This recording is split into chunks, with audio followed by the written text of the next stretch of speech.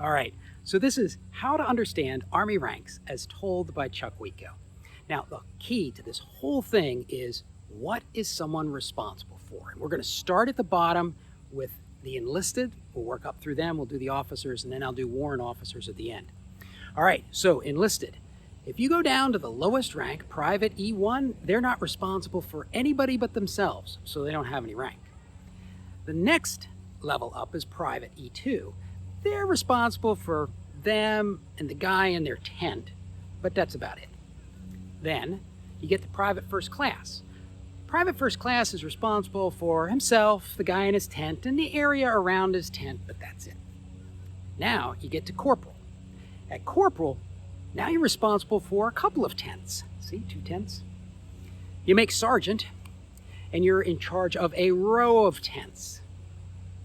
And now it gets really easy because at Staff Sergeant, you're in charge of a row of tents and the area around it. And then at Sergeant First Class, a row of tents and the area around that and that.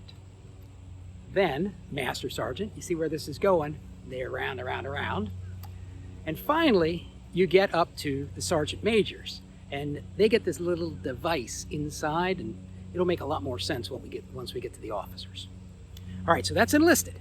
And now let's do officers. And again, this is going to go off of responsibility. Now, I do need to tell you right now, silver is higher than gold. All right, you're going to have to keep that in mind. So you've got lieutenants, both first and second lieutenant. A lieutenant is responsible for as many people as fit in a barracks. See how it looks like a barracks?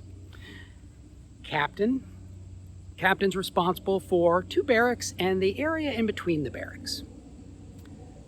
Once you get to major and then a lieutenant colonel, they're responsible for as many soldiers as you can see from the top of an oak tree.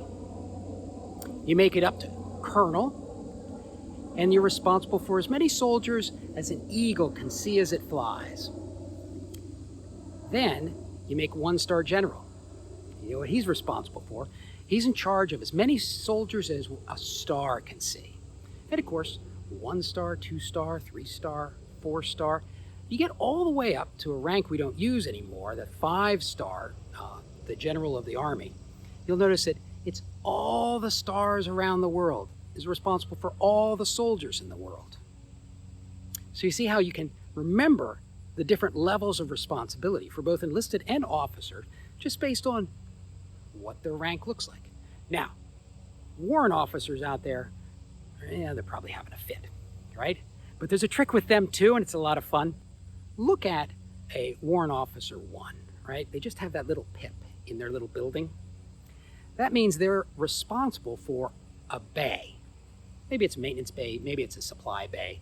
They're responsible for a bay. They make CW2, 2 pips, 2 bays, 3, 4. Now they're in charge of an entire building and all the bays that are in it. And then, if you get up to CW5, which is really the rank that everybody should aspire to, it's that line, because it's all the bays that they're responsible for. So I hope that this is useful.